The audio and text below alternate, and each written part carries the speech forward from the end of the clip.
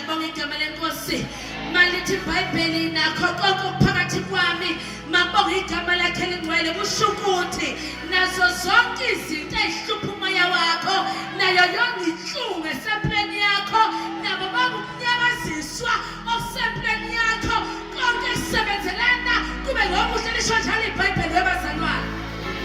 uNkulunkulu wabongwa nokutuswa nokudunyiswa ngezikhathi zonke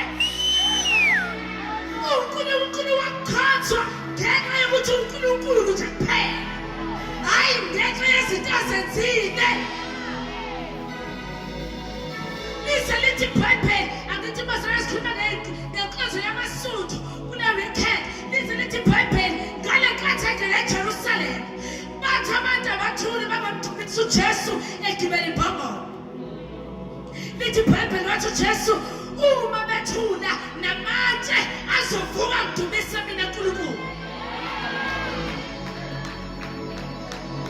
ngakho uma imvelo ikwazi ukubabaza uNkulunkulu wena muntu ayi-image lithi iBhayibheli uNkulunkulu emhlabeni uhlulwa yini kangakanani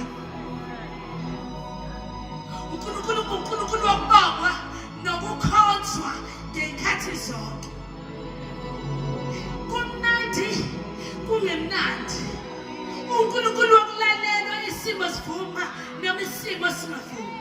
imali ikhona noma imali ingekho abantu bethanda noma abantu bengathandi abantu befisela kuhle nalabo bengafiseli khona kuhle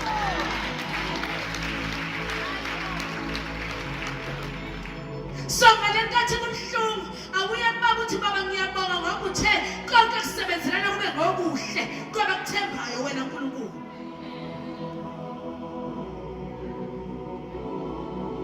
ukulalela